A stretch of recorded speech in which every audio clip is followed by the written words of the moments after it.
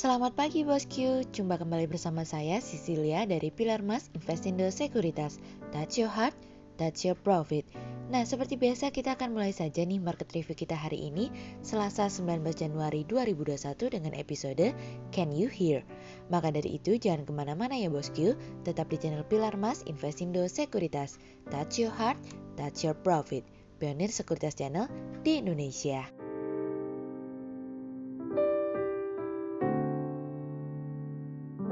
Seperti biasa kita akan mulai dari Global Economics Calendar. Ada berita dari China GDP year on year yang naik dari sebelumnya 4,9% menjadi 6,5%. Sementara year to date year on year naik dari sebelumnya 0,7% menjadi 2,3%. Kemudian ada dari China Industrial Production year on year yang naik dari sebelumnya 7% menjadi 7,3%. Sementara year to date year on year naik dari sebelumnya 2,3% menjadi 2,8%. Kemudian ada dari China Retail Sales year on year yang turun dari sebelumnya 5% menjadi 4,6%, sementara year to date year on year naik dari sebelumnya minus 4,8% menjadi minus 3,9%. Kemudian kita beralih ke corporate news. Ada berita dari PT Arwana Citra Mulia Tbk atau ARNA yang memproyeksi laba bersih dapat tumbuh 30% di tahun 2021 dari kontan.co.id. Kemudian ada dari PT Lautan Luas Tbk atau LTLS yang menganggarkan belanja modal atau capital expenditure sebesar 200 miliar rupiah hingga 300 miliar rupiah di tahun ini dari kontan.go.id. Kemudian ada dari PT Krakatau Steel Persero Tbk atau KRAS yang menargetkan penjualan produk baja meningkat 25% dari bisnis.com. Kemudian pada perdagangan hari Senin tanggal 18 Januari 2021, IHSG ditutup menguat 16 poin atau 0,26% menjadi 6.389. Sektor industri konsumsi, aneka industri keuangan perdagangan bergerak positif dan menjadi kontributor terbesar kenaikan pada perdagangan IHSG.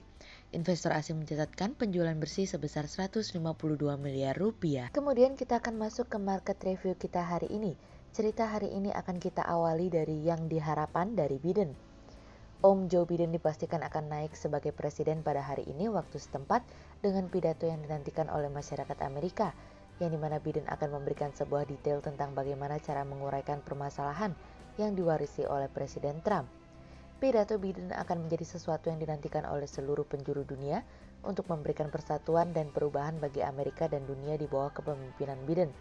Pidato yang disampaikan oleh Biden akan menjadi salah satu pidato terpenting dalam karir politik Biden yang dimana dirinya ingin menunjukkan bahwa dengan kebijakan yang tepat diikuti dengan rasa hormat bagi bangsa Amerika, maka situasi dan kondisi akan menjadi lebih baik, jauh lebih baik sebelum pandemi.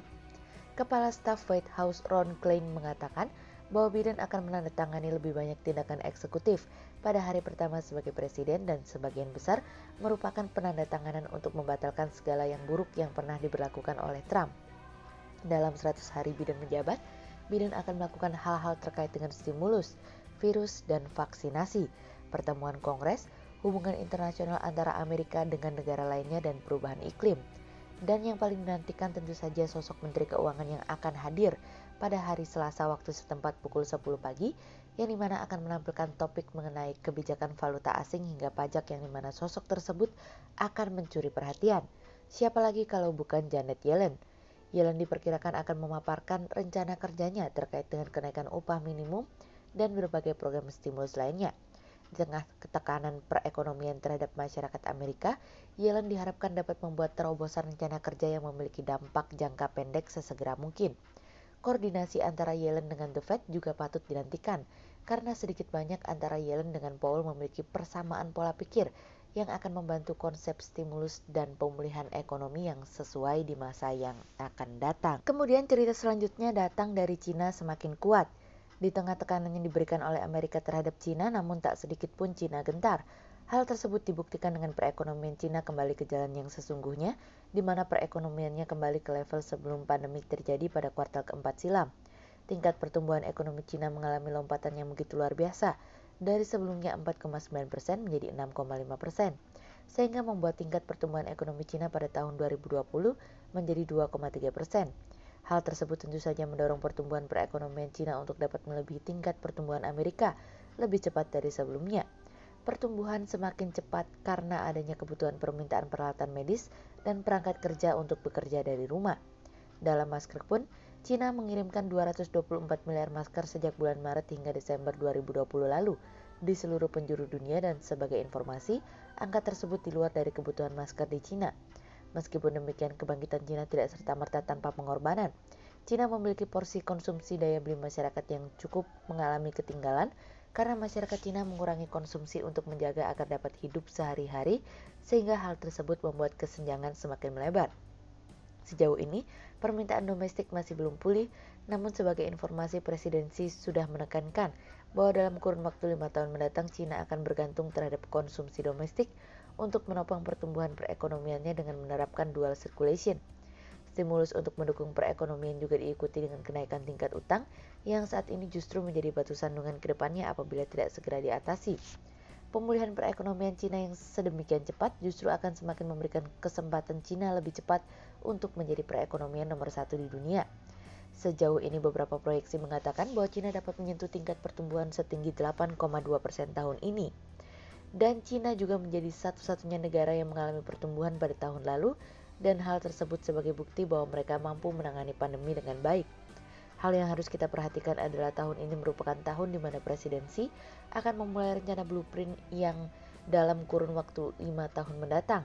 Di tengah fase pemulihan ekonomi dunia, Cina tidak kehilangan semangat untuk tetap mengendalikan konsumsi dalam negeri, alih-alih dunia sedang kehilangan konsumsinya. Beberapa hal yang juga menjadi perhatian adalah mendorong konsumsi masyarakat, meningkatkan kebijakan konsumsi dan lingkungan, dan mendorong pertumbuhan konsumsi di masa yang akan datang. Namun sedikit catatan kecil, angka tersebut dapat dicapai dengan asumsi bahwa Cina dapat mengendalikan letupan-letupan kecil penyebaran COVID-19 sehingga tidak memberikan dampak terhadap penguncian atau lockdown kembali. Dan catatan kecil yang terakhir tentu saja datang dari tekanan yang diberikan oleh Amerika kepada Cina. Meskipun sebetulnya Presiden Trump akan turun dalam waktu dekat dan digantikan oleh Joe Biden, sosok pria ini menjadi salah satu yang diharapkan apakah dapat mengubah hubungan antara Amerika dengan Cina, karena diharapkan dapat membawa stabilitas. Hanya waktu yang mampu menjawabnya ya bosku, karena itu semua membutuhkan waktu meskipun Cina tidak mau terlalu banyak berharap bahwa kehadiran Biden mampu membawa perubahan. Kemudian cerita selanjutnya datang dari sebuah harapan di masa depan. Indonesia Investment Authority atau Sovereign Wealth Fund yang baru dibentuk pemerintah ditargetkan bisa menghimpun dana sebanyak 20 miliar US dollar atau sekitar 280,64 triliun rupiah. Presiden Joko Widodo mengatakan kehadiran lembaga pengelola investasi diharapkan bisa menangkap peluang investasi dan menjadi solusi bagi pembangunan jangka panjang. Pemerintah akan menyetor modal awal sebesar 15 triliun rupiah dan pengalihan saham BUMN sebesar 50 triliun rupiah ke lembaga tersebut. SWF secara khusus diatur Undang-Undang Nomor 11 Tahun 2020 tentang Cipta Kerja dalam bab investasi pemerintah pusat dan kemudahan proyek strategis nasional. Dalam Undang-Undang Cipta Kerja, modal awal lembaga pengelola investasi ditetapkan paling sedikit 15 triliun rupiah. Proses pembentukan SWF dinilai menjadi hal yang cukup diperhatikan oleh pelaku pasar. Hal ini seiringan dengan potensi masuknya dana asing yang diharapkan dapat menopang pertumbuhan ekonomi di tahun 2021. Pembangunan infrastruktur dianggap dapat menjadi solusi terhadap pemerataan pembangunan yang dinilai dapat berdampak pada pemerataan ekonomi. Berjalannya proyek infrastruktur di tahun 2021 dinilai dapat menjadi penopang daya beli masyarakat yang melemah di tahun 2020. Sehingga berdasarkan teknikal analisa, kami melihat saat ini IHSG memiliki peluang bergerak menguat dan ditrendingkan pada level 6.277 hingga 6.472. Berikut stock watch pilar Mas hari ini ya bosku. Yang pertama ada dari GGRM, kemudian yang kedua ada dari BBCA, dan yang ketiga ada dari BBNI. Berikut dua saham yang kami analisa hari ini ya bosku. Yang pertama ada dari KRAS atau PT Krakatau Steel Persero Tbk yang menargetkan penjualan produk baja meningkat 25% dari 2020. Di tahun 2021, perusahaan menargetkan penjualan produk naik sebesar 25% untuk meningkatkan penjualan tersebut didukung penjualan digital dan menjajaki pasar baru. Di mana di 2021 perusahaan melanjutkan peluncuran produk baja hilir maupun melakukan pengembangan penjualan dengan mengaplikasikan berbagai platform digital atau KS Go Digital.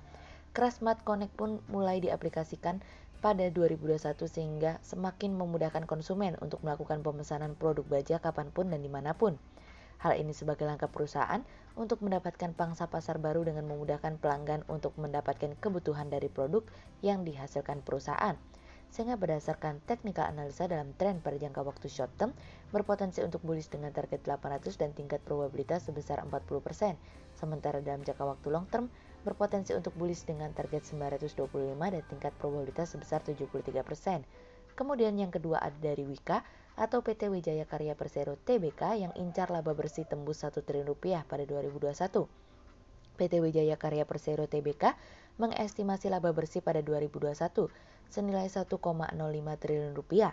Target tersebut tentunya sejalan dengan belanja jumbo pemerintah pada sektor infrastruktur dan juga dengan dilakukan program vaksinasi nasional, tentunya memberikan harapan pada recovery ekonomi sehingga geliat aktivitas ekonomi mulai pulih.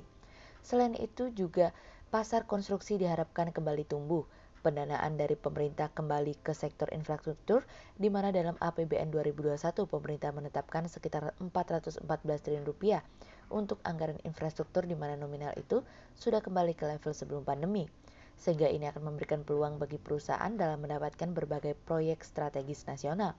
Sehingga berdasarkan technical analisa dalam tren pada jangka waktu short term, berpotensi untuk bullish dengan target 2650 dan tingkat probabilitas sebesar 37%, sementara dalam jangka waktu long term berpotensi untuk bullish dengan target 2850 dan tingkat probabilitas sebesar 60%. Berikut kami akan menampilkan 40 saham pilihan dari Pilar Mas.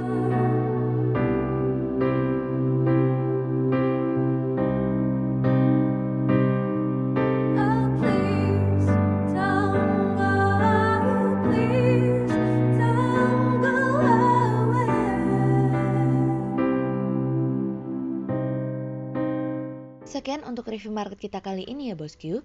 Untuk info lebih lengkapnya Bosku bisa download PDF dengan klik link di bawah video ini, atau bisa juga langsung akses ke website kami di www.pilarmas-investindo.co.id. Dan jangan lupa untuk selalu jaga kesehatan buat para Bosku ya. Kita akan bertemu lagi besok pagi untuk market review yang berikutnya. Jadi jangan lupa like, subscribe, dan tonton terus channel Pilar Mas Investindo Sekuritas. Touch your heart, touch your profit. Pionir Sekuritas Channel di Indonesia.